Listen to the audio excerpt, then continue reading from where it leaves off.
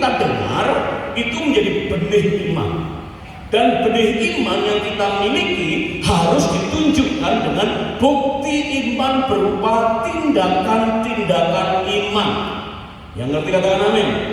Roma pasal 10 firman Tuhan mengatakan apa? Iman datangnya dari pendengaran. Pendengaran akan firman Kristus, firman yang diurapi. Dengan hati percaya, dengan mulut mengaku, maka kita selamat. Dan dikatakan iman harus disertai dengan tindakan-tindakan. Kalau iman tanpa tindakan atau perbuatan, maka pada hakikatnya iman itu adalah iman yang mati, iman yang kosong. Nah, apa yang dilakukan oleh Maria? Yohanes 2 ayat 5. Yuk kita baca ya. Ibu Yesus, siapa itu? Maria ya, berkata kepada siapa? Ini keren ini ya. Ibu Yesus, Maria, setelah ngomong sama Yesus ya, nah mereka terancam gagal pestanya. Kenapa mah? Anggurnya udah habis. Mereka masih minum kan? Iya. Itu ada yang bersoki-soki gitu. Tapi cadangan udah habis, sebentar lagi habis, habis. Tapi emang waktuku belum tiba. Nekat saudara Maria ini ya. Ya yakin waktunya segera tiba, maka dia datang. Nah itu pada sahabat pelayan. Ini unik saudara ya. Yesus tidak menghampiri tuan rumah, tidak menghampiri orang tua dari kedua mempelai. Maria ya, Maria tidak datang kepada orang tua mempelai. Maria tidak datang kepada pemimpin pesta, tapi Maria langsung intervensi dengan kekuatan otoritas ilahi. Maka banyak gereja yang mengagungkan Maria, menghormati Maria ya. Kita pun perlu menghormati Maria, tapi tetap yang kita sembah adalah Tuhan Yesus. Maria memberi contoh kepada kita ketika menghadapi perasaan histeria. Dia punya otoritas Allah. Begitu selesai berjumpa dengan Tuhan, mendapatkan mandat Tuhan, dalam hatinya ada impresi yang kuat dan dia tahu kepada siapa dia harus berkata-kata. Maria mendatangi para pelayan. Wah, saya juga cari-cari ayatnya, kok manut aja ya si pelayan ini ya. Kalau pegawai zaman sekarang, kalau ada orang intervensi, jangan-jangan gawat, jangan dulu deh, gitu kan? Pelayan, saudara, tugasnya yang menyaksikan, ya. Nggak ada urusan soal tempayan. Tempayan itu kan tempayan pembasuhan, nggak ada hubungannya dengan pesta. Sementara itu harus diisi air. Di Galilea memang banyak air, tapi untuk membawa ke tempat pesta ke Kana itu lumayan jauh.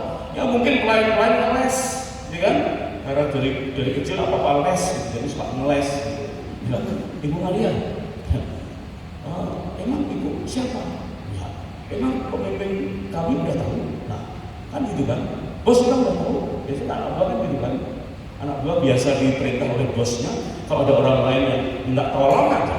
Ya, emang bos sudah tahu, bapak udah lapor, bos ibu udah lapor. Ya, wah, ini enggak saudara. Ya. Maria langsung merasakan impresi otoritas ilahi itu dan dia berkata kepada para pelayan-pelayan, dan perkataan ini merupakan perkataan perintah. Apa yang dikatakan Yesus kepadamu? Apa? Buatlah itu, mempersiapkan hati untuk menerima masa-masa penuaian. Ini ternyata sesuatu yang penting. Peranan Maria luar biasa ya. Kita tahu kan hasil akhirnya penuaian. Pesta lebih lama dari rencana manusia, tapi ternyata melalui Maria mempersiapkan hati pelayan. Ya, pelayan ini bukan bego, nurut aja kan. Ya kan, tugasnya kan menyaksikan hidangan, kayak pesta. Kenapa kok tahu-tahu ngisi tempayan dengan air? Ngapain loh? Ya, tapi itu yang dilakukan oleh Maria. Maria menunjukkan begini, perkataan Tuhan yang selama ini mengendap dalam hatinya menimbulkan iman yang kuat, dan imannya itu harus dibuktikan dengan tindakan, perbuatan-perbuatan, dan perbuatan yang dibutuhkan saat itu untuk menanggapi histeria adalah berkata-kata kepada para pelayan untuk mempersiapkan hati para pelayan supaya menjadi alat penuaian pada saat itu. Bapak, ibu, suami, istri dengarkan ya. Anak-anak kita ya jangan dianggap sebagai pelayan ya. Tapi anak-anak kita perlu dipersiapkan hatinya. Nah, firman Tuhan berkata, harvest-nya. Siapkan hatinya. Nggak gampang ini, ya. Anak-anak sekarang jangan sekarang, dulu aja. Nasihat orang tua itu sudah bisa aja, gampang aja ditolak. Ya. Saya punya survei di kelas BPN. Ya. Apa tanggapan Anda terhadap nasihat orang tua? Ada 3 pilihan. Mengikuti dengan konsekuen. Kemudian kedua, mendengar dan merenungkan lebih dulu nasihat itu. Yang ketiga, menolak nasihat. Jangan ada yang ketiga, walat loh. Ya, orang tua itu wakil Tuhan, ya. Mereka rata-rata bukan memilih yang nomor 1, mengikuti nasihat orang tua secara konsekuen. Enggak. Hanya 1-2 orang setiap kelas. Hampir semuanya pilih nomor 2, mendengar dan mempertimbangkan persoalannya. Setelah didengar dan dipertimbangkan, dia melakukan seperti nasihat atau enggak? Mayoritas enggak. Berarti apa? Nomor 3 sebetulnya.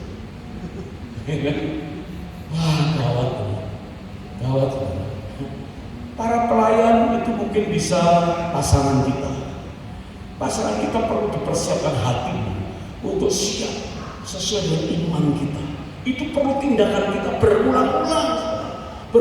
Suami perlu memberi pengertian kepada istri. Suatu saat kalau ada persoalan begini, hati kita harus begini, ya Ma. Demikian juga istri, suatu saat mengingatkan sebagai penolong yang sepadan, mengingatkan suaminya, Pak, persoalan pasti datang silih berganti.